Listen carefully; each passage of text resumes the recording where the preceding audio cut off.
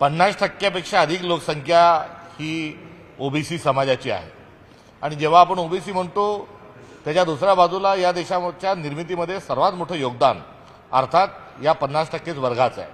मग तो शेतकरी असेल, कष्टकरी असेल, शेतमजूर असेल, कौशल्याची कामं करणारा वर्ग असेल, या सर्वांमध्ये देशाचं जे उत्पादन क्षमता आणि उत्पादन शक्ती जी आहे ही संपूर्णतः ओबीसी समाजाचं यामध्ये 99% योगदान या वर्गाचं आहे।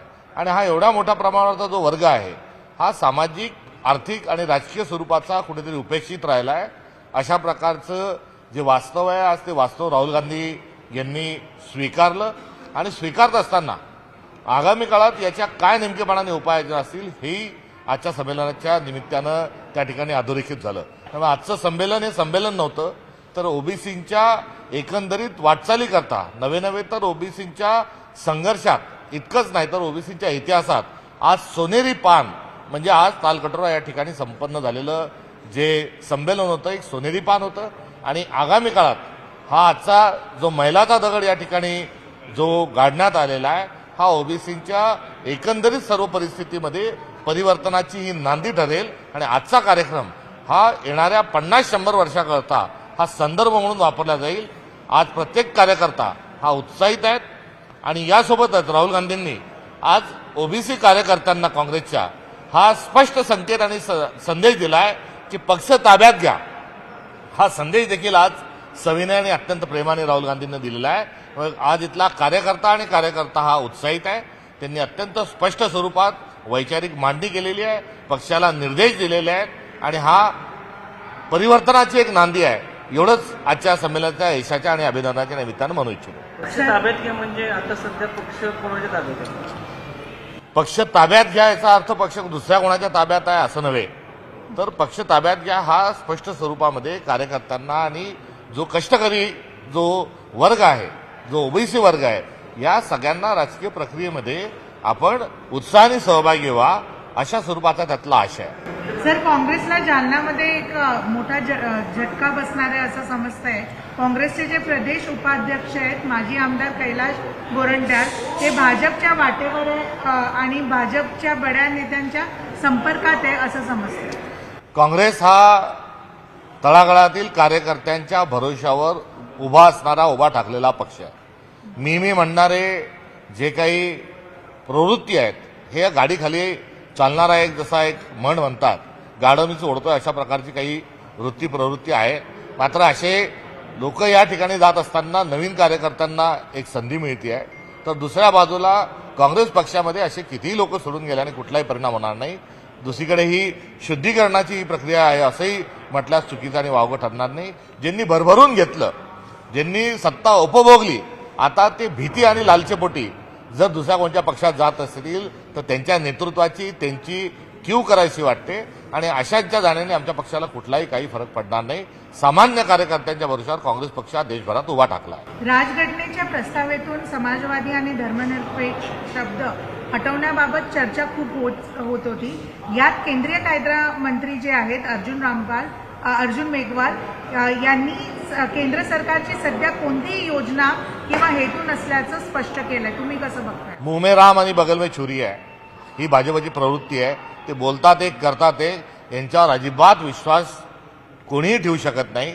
त्यामुळे दोन जणांनी असं बोलायचं, दोन जणांनी तसं बोलायचं ही त्यांचा हिडन अजेंडा आहे आणि संविधानाला न मानणारा, मनुस्मृतीला मानणारा आणि बंच ऑफ थॉटनुसार देशाची व्यवस्था निर्माण करण्याकरता सरसावलेला वर्ग म्हणजे भाजप आहे।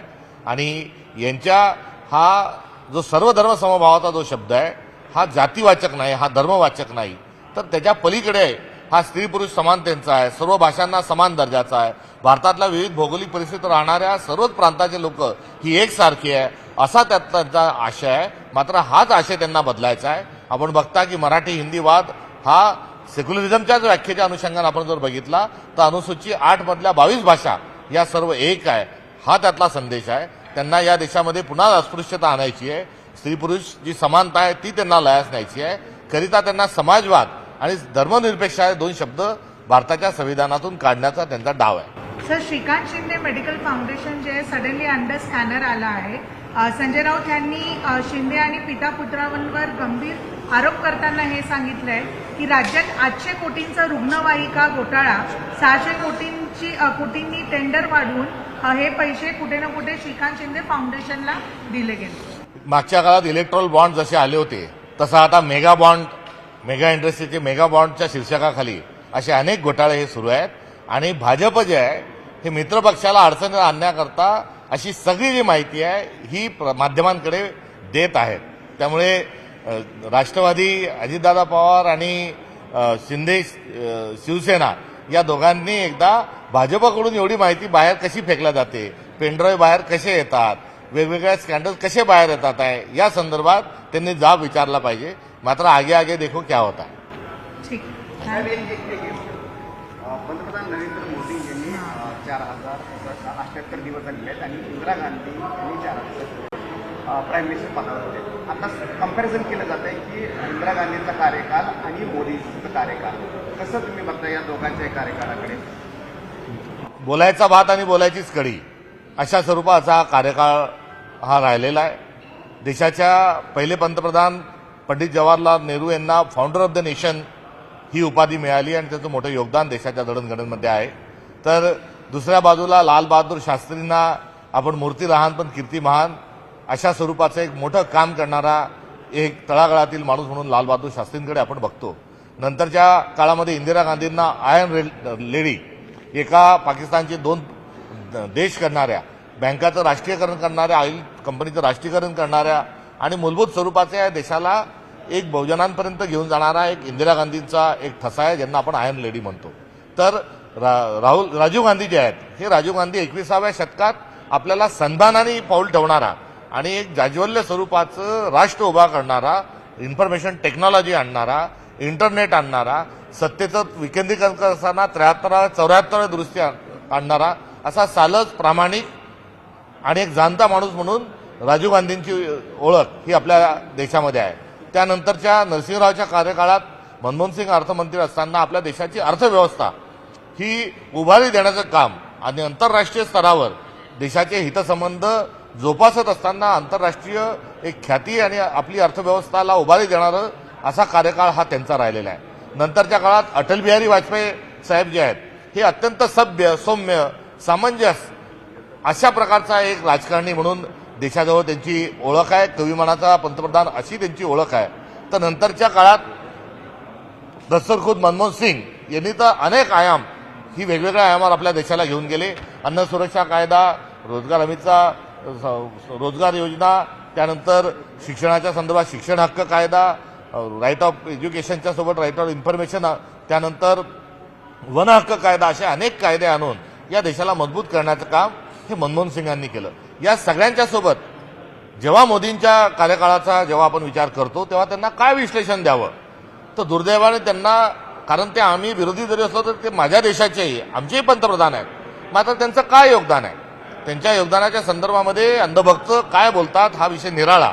मात्र फेको अशा नावाची त्यांना जी एक उपाधी लागलेली आहे, खोटारडा नावाची एक जी उपाधी लागलेली आहे, त्यामुळे त्या काळामध्ये काळा पैसा जो आहे हा त्याला पांढरं करत असताना नोटबंदीच्या अनुषंगानं काय झालं आपण बघितलं. जीडीपी पडलेला आहे, देशामध्ये सर्वात जास्ती बेरोजगारी आहे, सर्वात जास्ती शेतकरी आत्महत्या करत आहेत, महिलांवर अत्याचार वाढत चाललेले आहे.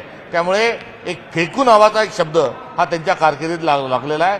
त्यांची आणि अटल बिहारी वाजपेयींपासून तर पंडित जवाहरलाल नेहरूपर्यंत कोणाच्याच कारकिर्दीची तुलना ही त्यांच्याशी कृपा करून आपण करू नका आणि करू शकत नाही, हे या निमित्तानं खंत आणि दुःख व्यक्त करत असताना सांगावंसं वाटतं.